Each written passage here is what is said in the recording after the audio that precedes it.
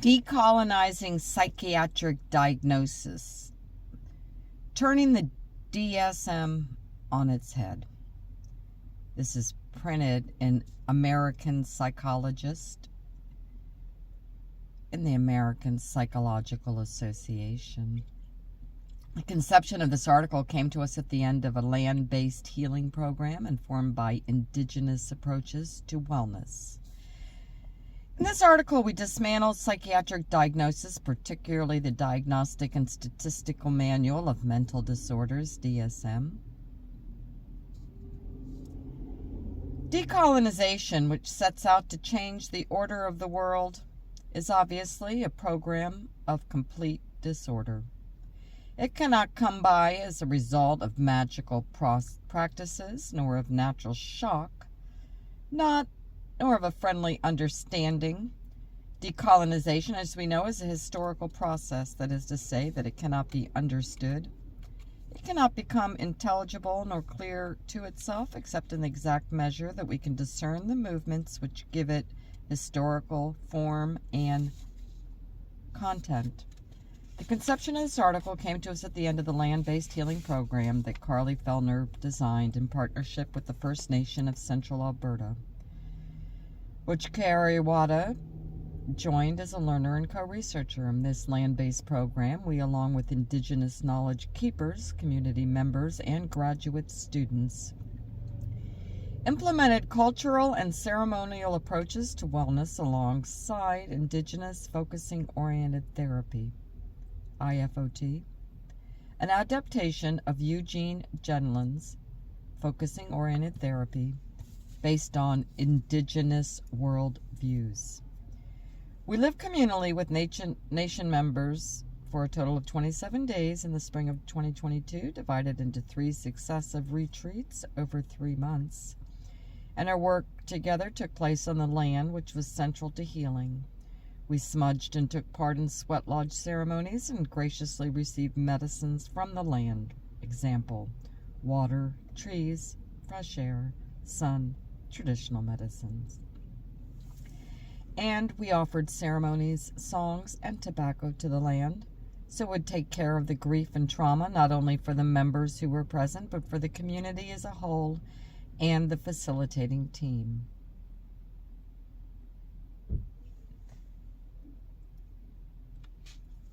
Before the land-based healing program, I'd been learning about the colonial history in Canada and Indigenous ways of knowing, learning, and healing through readings and attending workshops. In 2019, Carly Fellner and I began conceptualizing our collaboration, but with the COVID-19 pandemic, the program in 2022 became my first immersion in the land-based Indigenous ways of healing and ceremony. My journey of reconnecting into community culture and ingenuity has accompanied intensive community-led scholarly and clinical work in best practices in mental health and addictions with Indigenous people and communities since 2010. This necessarily includes deconstructing and dismantling the psychiatric systems and structures that have harmed and oppressed them since their inception. In tandem, it includes centering the Indigenous psychologies and practices that have been targeted through genocide by implementing community-driven approaches to healing and wellness.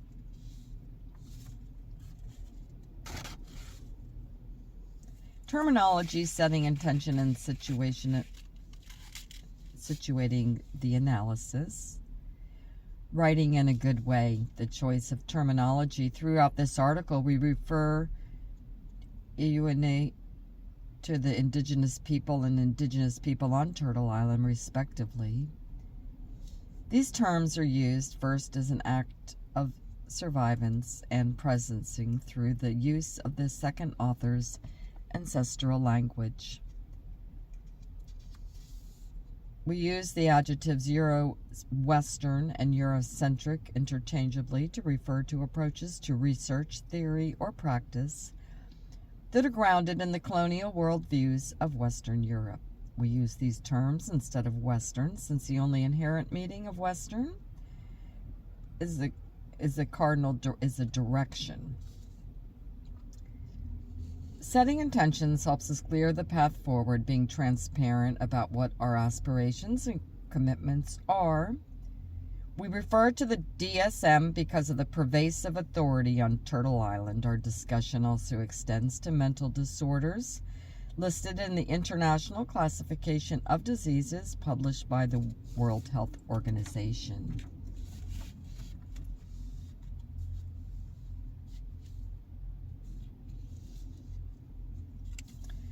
We're writing from the Canadian context in the medicine line and the visible straight border that divides the colonial nation states of Canada and the United States, drawn by white men with complete disregard for waterways, wildlife corridors, and movements of and among Indigenous, is in and of itself an imposed colonial construct that has divided Indigenous families and communities. Canada and the United States share a history of attempted genocide, including oppression of Indigenous people through land disposition, forced migration, assimilation policies, and actions such as residential and boarding schools, and ongoing systemic racism. Despite historical similarities, Canada is further along in decolonial efforts, particularly in the wake of the Truth and Reconciliation Commission. As of 2018, there are fewer than a dozen doctoral-level Indigenous psychologists practicing or teaching in Canada. Although they were small in number, their scholarship, practice, and advocacy are influencing the discipline.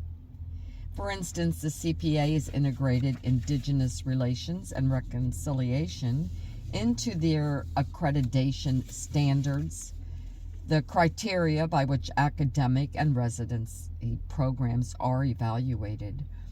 Further, although an updated count has not been published, the number of Indigenous psychologists has grown significantly since 2018 due to efforts on behalf of the work of Indigenous scholars and institutions and professional associations. Situating our work within the existing critiques of the DSM.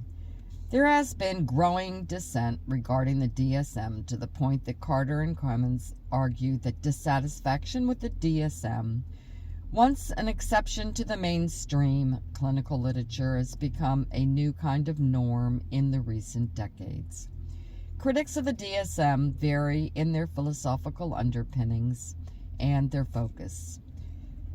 As such, Carter and Kamens proposed an ecological model to organize the focal points of the existing debates and critiques of the DSM by differentiating 5 levels: macro-level critiques, exo-level critiques, meso-level critiques, micro-level critiques, and individual-level critiques. Further discussion of these philosophical underpinnings and levels of the focus are beyond the scope of this article. Social diagnostics and coloniality of the DSM.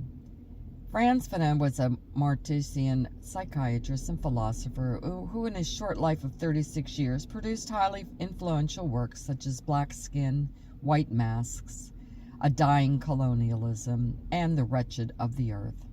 In Black Skin, White Masks, he argued that black people are trapped in a zone of non-being, a space characterized by a profound sense of inferiority and alienation through the dual process of economic exploitation and internalization.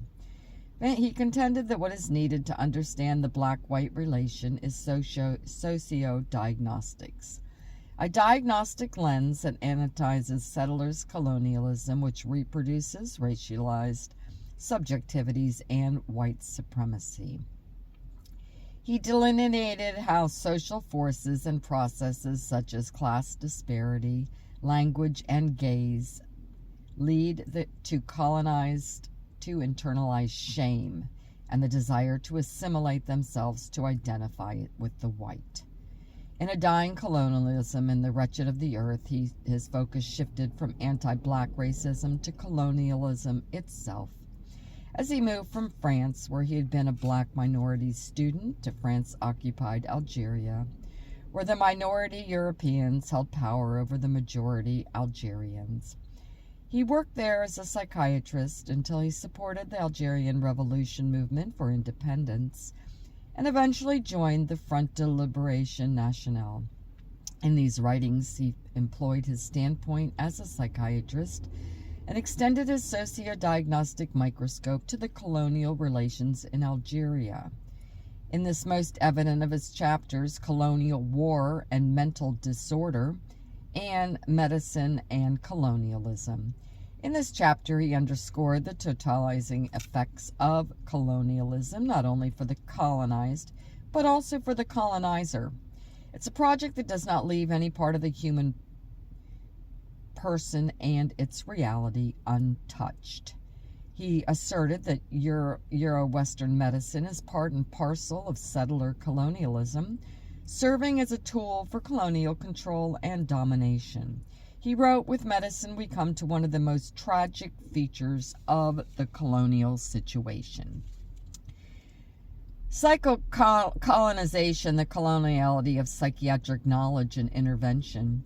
We see a particular importance of placing psychiatric diagnostics under the socio-diagnostic microscope in the context of indigenous relationships. It's well documented that indigenous are given DSM diagnosis, such as substance use and depression, at higher rates than the general population.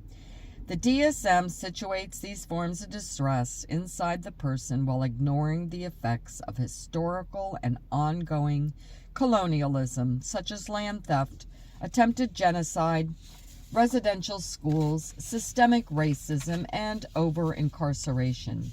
The overdiagnosis and pathologization of indigenous also stem from psychodisciplines such as psychiatry, psychology, and psychotherapy's imposition of dominating Euro-settler values and misconceptions about normalcy, thus applying the individualistic, secular, and pathologizing framework of the DSM and treatments based on Western Euro-settler frameworks is yet another form of colonial violence. Fellner invokes psychocolonization to refer to the coloniality enacted by psych disciplines. Whether in indigenous context or not, we need to be wary of the rhetoric often used to justify medicalization of suffering. That is, psychiatric diagnosis provide access to care to those who are suffering and have a greater mental health need.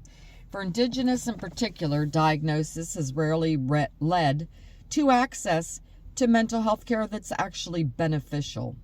If anything, the medicalization often leads to additional harm due to colonial approaches to treatment in conjunction with the absence of treatments rooted in indigenous worldviews. Access to care may also mean removal of indigenous from their lands, families, and communities, being placed in institutions rooted in colonial logics and racism, mirroring historical policies. According to Duran, the assessment and diagnosis for indigenous can be considered akin to naming ceremony. Names have spirits and energies that the person embodies, which thus become part of their identity.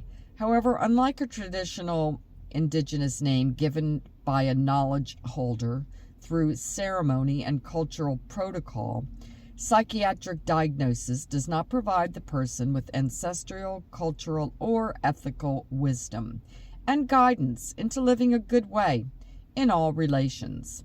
Instead, DSM diagnosis crystallizes what is broken within the person and how the brokenness manifests in the form of symptoms. The diagnostic name given in this Euro-Western way therefore creates an identity of pathology. People take on identities such as depressed, traumatized, and alcoholic, which lock them into an inferior subject position.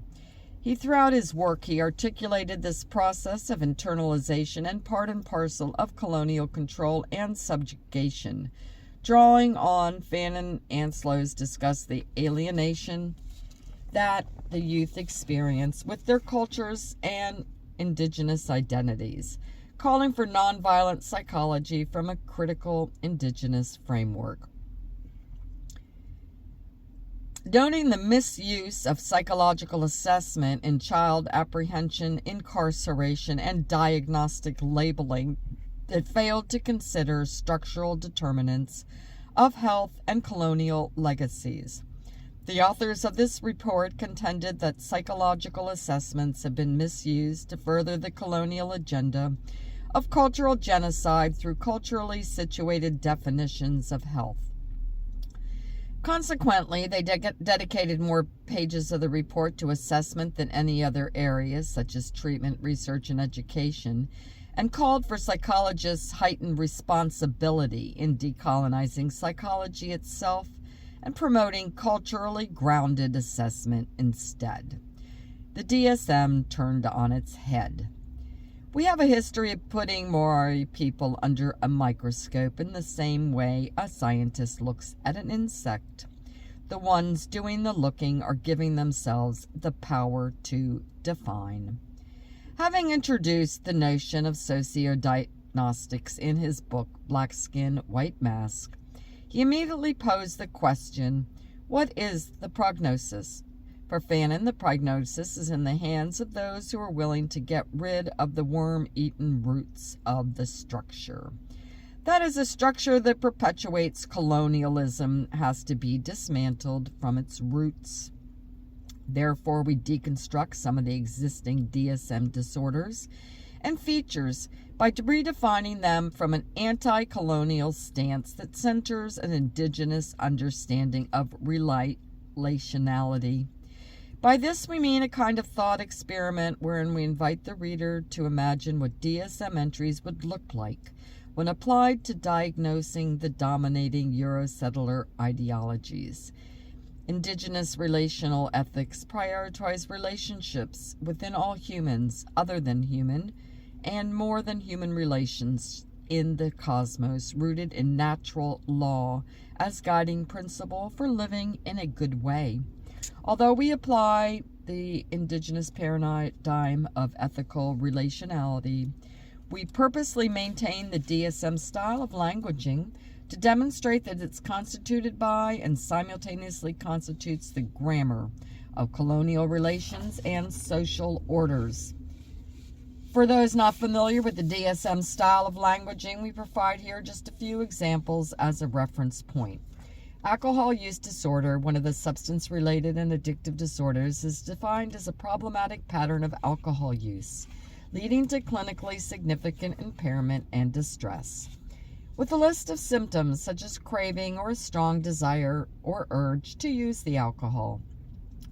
And a great deal of time is spent in activities necessary to obtain alcohol, use alcohol, or recovery from its effects. And important social, occupational, or recreational activities are given up or reduced because of alcohol use. Nearly identical phrases are used for other addictive disorders, except that the specific name of the substance or activity the person is addicted to is being replaced. Examples: cannabis, opioids, gaming. In our analysis, we take up addictive disorder, though it is not an official diagnostic category per se, to examine the common language used for all substance-related and addictive behaviors. Similarly, the diagnostic criteria for hoarding disorder, including persistent difficulty discarding or parting with possessions, regardless of their actual values, which results in the accumulation of possession that substantially compromises their intended use. For the diagnosis to be warranted, these symptoms need to be cause clinical significant distress or impairment, which includes the difficulty in maintaining a safe environment for self and others. As we discuss all of these reframing of these disorders, you'll notice the stark similarities of the original DSM language. Addictive disorder, a problematic pattern of behaviors relating to obtaining and maintaining power, social status, and material wealth, leading to clinically significant impairment and distress manifested by craving or strong desire or urge, obtaining power, social status, and material wealth that's in excess and self-serving could be called an addictive disorder. The Person may engage in interpersonal problematic patterns of behaviors such as lying, cunning, violence to obtain their desired object. A great deal of time is spent in activities necessary to obtain their power, social status, and material wealth, such as important social, community, self-care, or recreational activities are given up because of the pursuit of power, social status, and material wealth. Tolerance is defined by either the following: a need for markedly increased amounts of their power or material wealth to achieve their intoxication or their desired effect, a markedly diminished effect of the continual use of the same amount of their power or material wealth.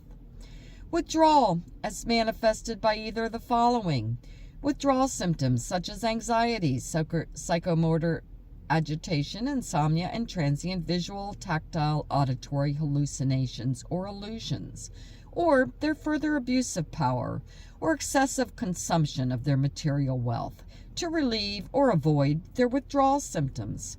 Hoarding disorder, persistent difficulty sharing or gifting possessions with others.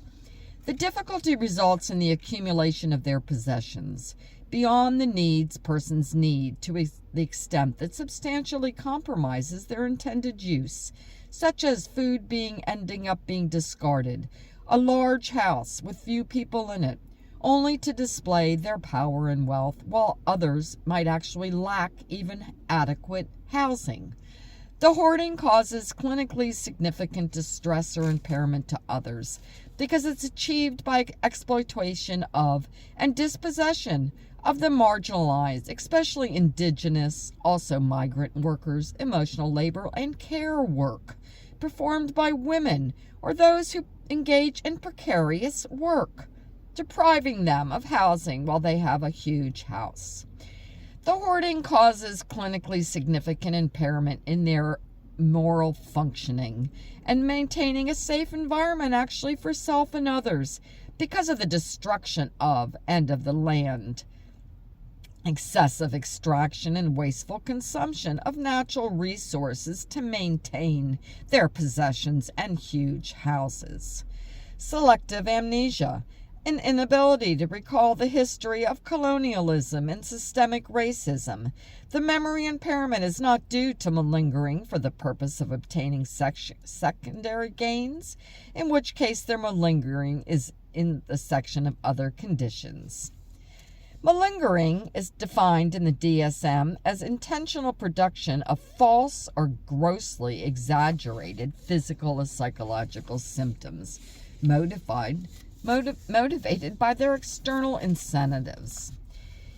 Delusional disorder. Delusions are defined as fixed beliefs that are not amendable to changes in light of conflicting evidence. Delusional disorder, grandiose type. This subtype applies when the central theme of their delusion is the conviction of having great talent or insight, somehow having made some important discovery. A classic symptom includes a belief that the first-year settlers discovered Turtle Island. In recent years, this subtype manifests in phenomena such as white supremacy, white saviorism, and mansplaining. Delusional disorder, persecutory type.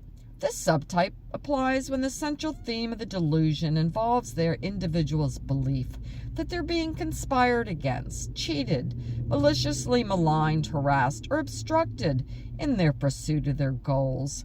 When one's privileges are made visible or threatened, the manifestation of this is known as white fragility. People with this delusion may become extremely defensive or even violent when challenged or faced with the perceived loss or reduction of their so-called privileges. Kleptomania, recurrent failure to resist their impulses to steal, whether it's others' indigenous land, culture, or natural resources. The extraction and dispossession have continued over generations. Other symptoms include their cultural appropriation of ceremonies, rituals. We can look to yoga and other cultural appropriation that is done by white people in their wellness industry. Antisocial personality disorder, a pervasive pattern of disregard for and a violation of the rights of others, particularly indigenous, black folks, and other marginalized populations, manifested by their consistent irresponsibility, as indicated by repeated failure to honor treaties, the United Nations Declaration of the Rights of Indigenous Peoples Act, the Truth and Reconciliation Commission of Canada's calls to action, institutional decolonization strategies, and other promises beyond performance. Deceitfulness, as indicated by their repeated lying and conning others for their own personal profit. Reckless disregard for safety, including water, food, and environmental safety for human and non-human kin. Impulsivity or failure to plan ahead for future generations. Their lack of remorse, as indicated by being indifferent to or rationalizing having hurt, mistreated, or stolen from another.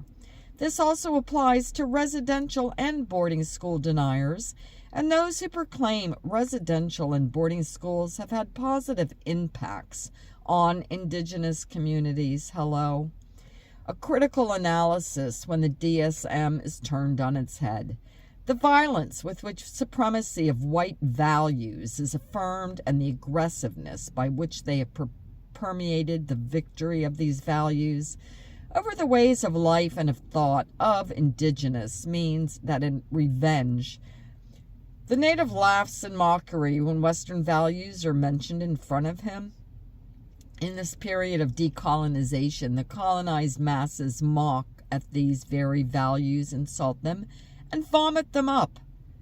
We invite the reader to take a moment here and reflect on their reaction to this. Are you amused, or do you feel uncomfortable or insulted by the mockery of their often dubbed Bible?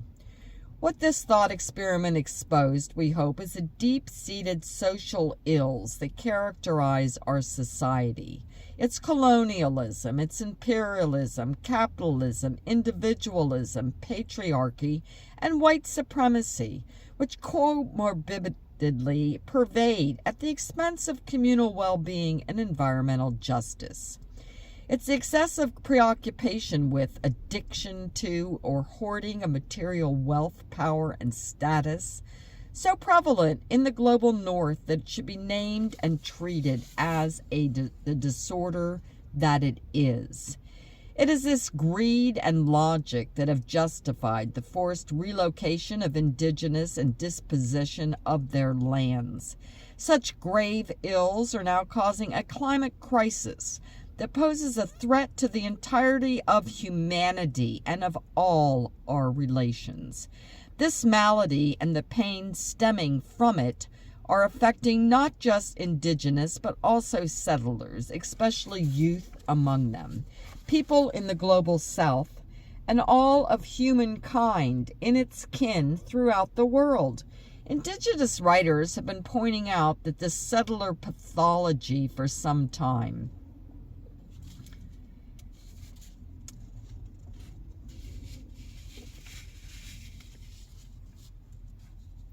They titled one chapter, Big Brother's Hunger, saying, Big Brother is always hungry. Big Brother, meaning white society, has an insatiable appetite. A relentless hunger that rises up from his grumbling belly and makes him a ferocious monster. His massive jaws never stop chomping. His mouth moves like a giant sawmill, devouring anything that comes his way.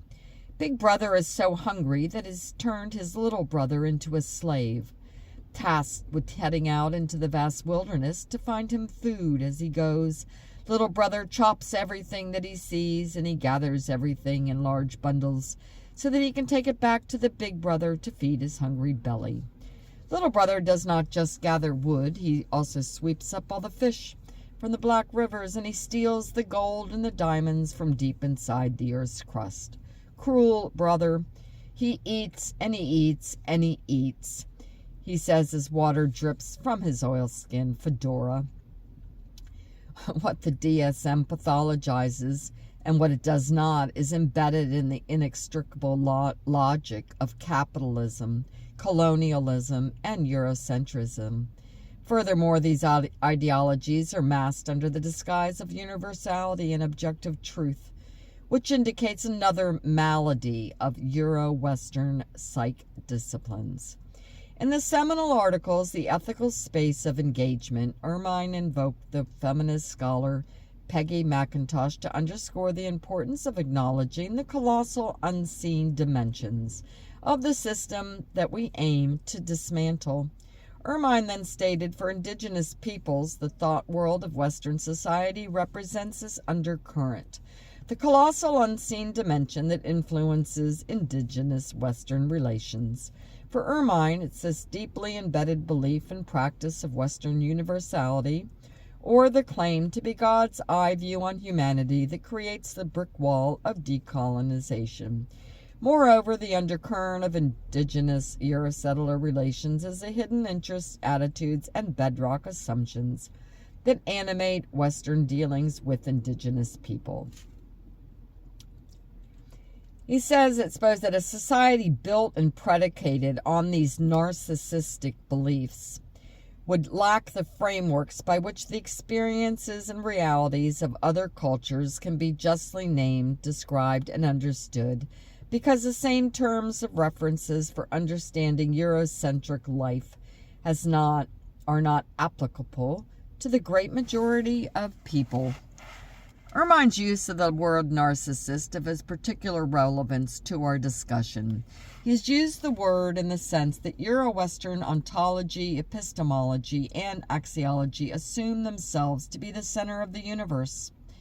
According to the DSM-5, narcissistic personality disorder is characterized as a pervasive pattern of grandiosity, with the following diagnostic criteria: expects to be recognized as superior, requires excessive admiration, has a sense of entitlement, and is interpersonally exploitive, shows arrogant, haughty behaviors and attitudes.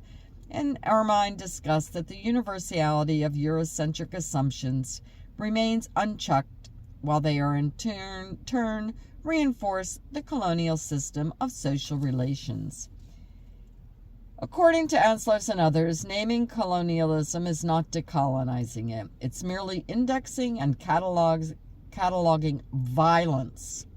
In this previous section, we named colonialism in the DSM and categorized epistemic violence therein, and this is not enough. He stated that decolonizing is not a noun, it is a verb.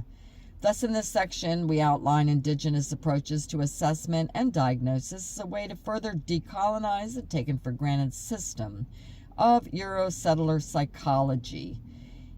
Indigenous approaches to assessment and diagnosis diverge from Euro-Western psych disciplines on several fronts.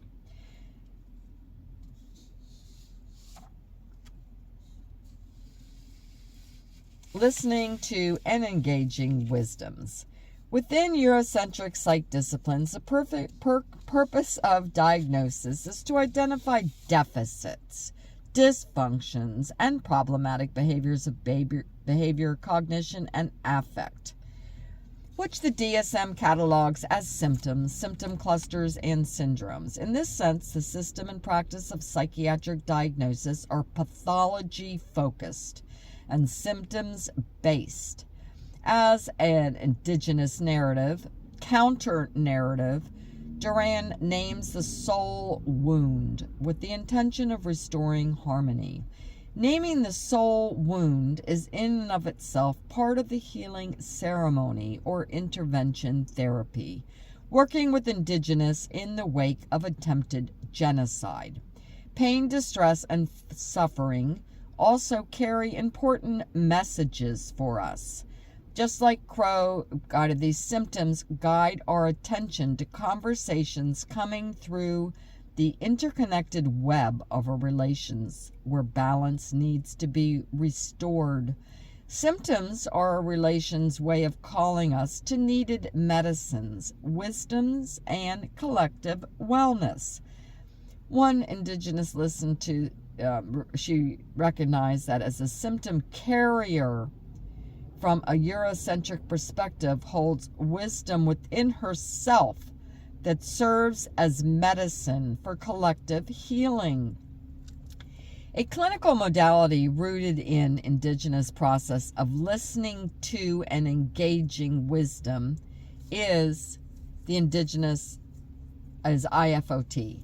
The therapist facilitates the client tracking their symptoms through their bodily felt senses, attending to any messages and wisdoms that are coming to them through all their relations.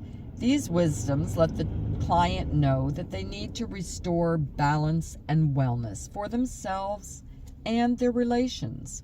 For example, a person who is experiencing what Euro-Western psych disciplines label anxiety may, through the process of tracking a felt sense of the anxiety, come to realize that their symptoms reflect their ancestors' fear and panic when their ancestral community needed to relocate to save themselves from settler violence and disease.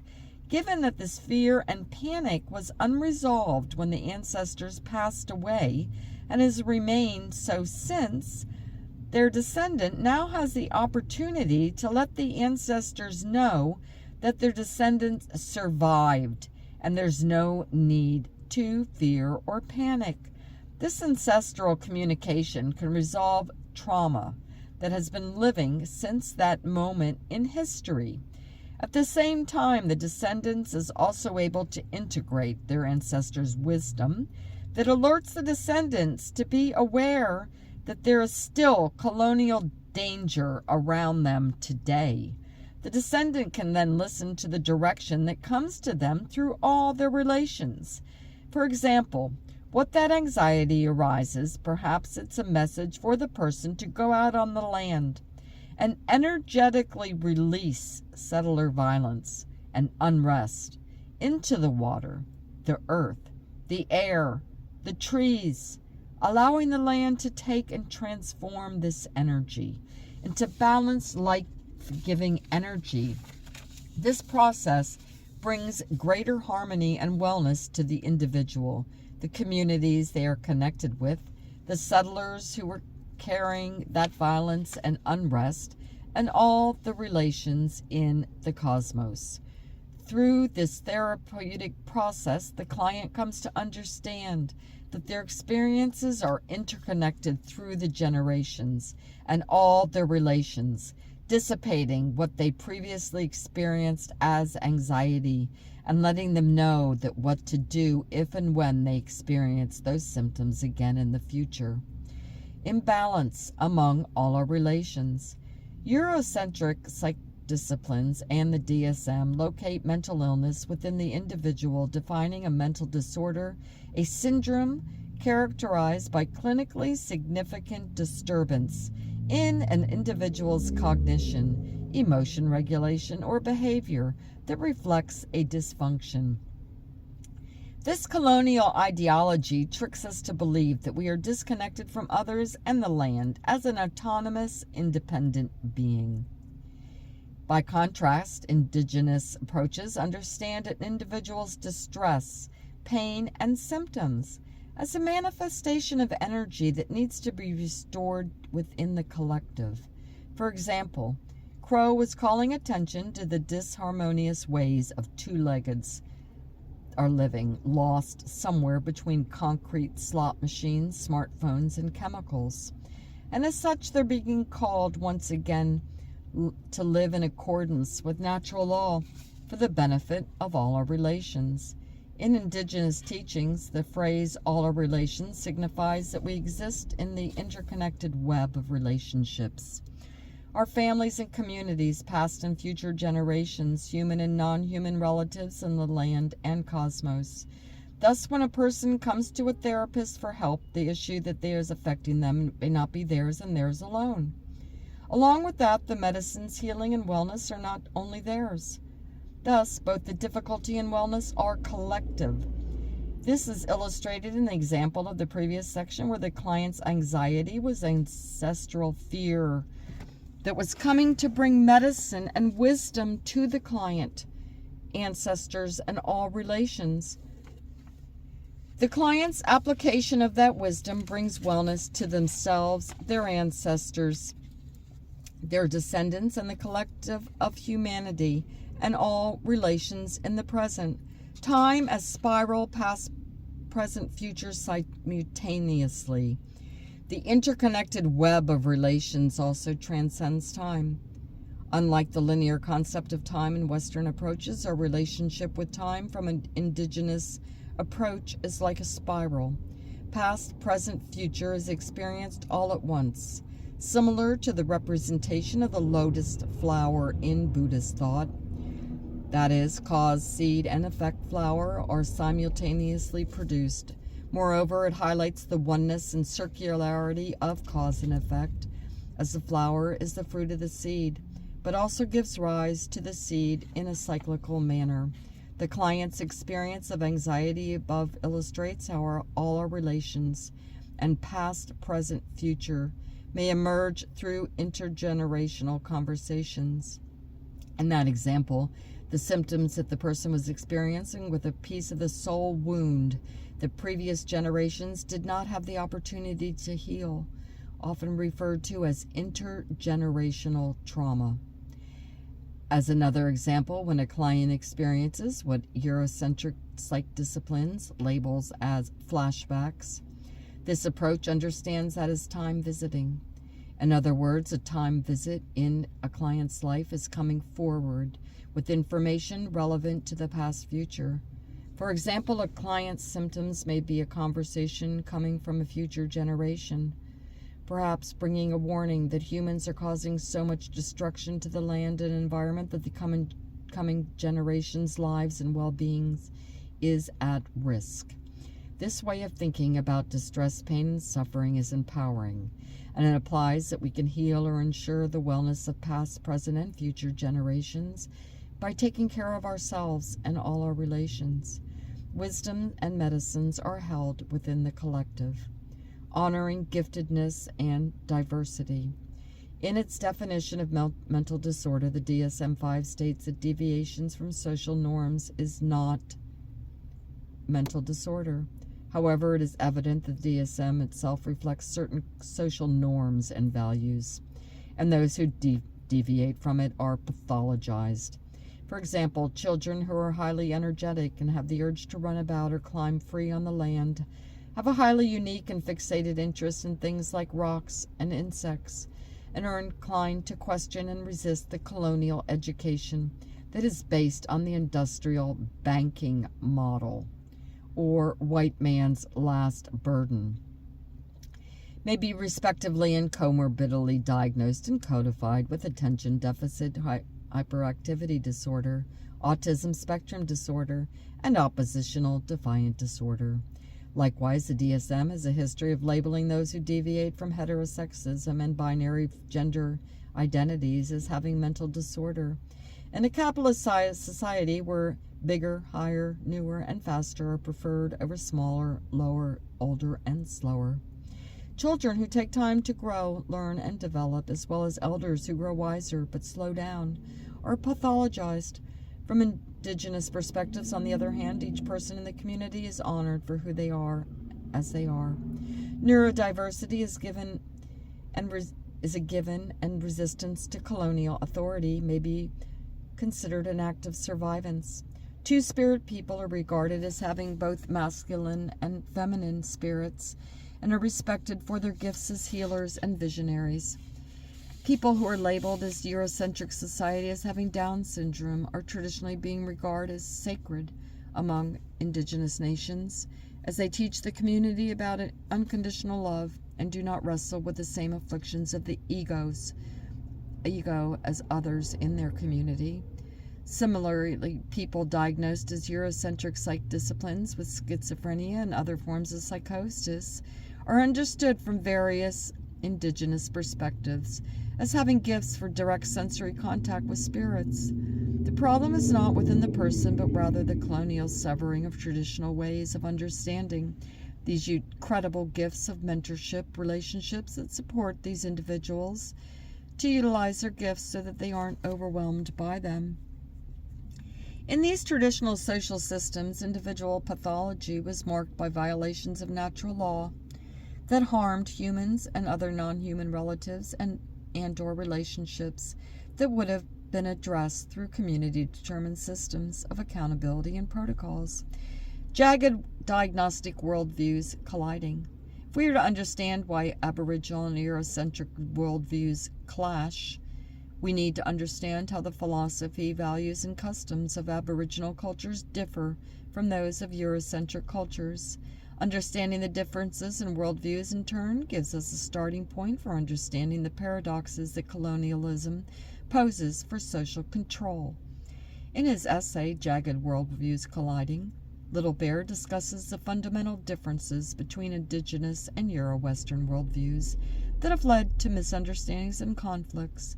He stated, when jagged worldviews collide, objectivity is an illusion, because collisions typically result in the marginalization of Indigenous worldviews and their oppression.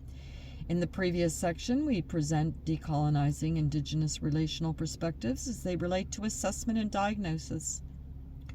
Marginalized systems of knowledge that are fundamentally different from those of Eurocentric psych disciplines. Understanding diagnosis from this way sheds light on one of the many reasons mainstream psychotherapies based on Eurocentric worldviews do not work for Indigenous.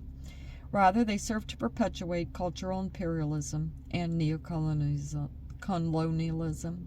Further analysis offers us, as Little Bear quotes above, a starting point for understanding the paradoxes that colonialism poses for social control. The paradox in this case goes: epistemic privileging of Eurocentric worldviews is concealed by psych disciplines' claims to objectivity. Yet, as we have demonstrated, the DSM is a Eurocentric cultural product imbued with ideologies that have justified colonial power structure and environmental destruction. Moreover, despite its claims to objectivity, the DSM's scientific foundation has widely been questioned, and most psychologists perceive serious issues with the DSM, yet we still keep continuing to use it, because it constitutes the bedrock of an infrastructure mediating between and among government and the private sector, the practitioners and patients, specialists and generalists, and the United States insurer and provider. This is not science, it's bureaucratic imperative, nothing more than the mechanism of social control and greed. In this way, the thought experiment that we attempt in this article is akin to one described by Kendler and Zacher. We ask the reader to imagine what would happen if we could rewind the history for about 10,000 years and let the history unfold anew. This includes the invention of psychiatric nosology, and with the condition that random events and unrepeatable factors can influence its course. Then we ask, how much would the nosology resemble the current DSM? We would further ask, what if settler colonialism had not happened, and what if Indigenous worldviews had had epistemic privilege over those European settlers from the start of this version of history? We argue that this include this conceptual humility in the recognition and rectification of epistemic violence reflected in the DSM and broader psych discipline upon Indigenous wisdoms and their sustainable life ways.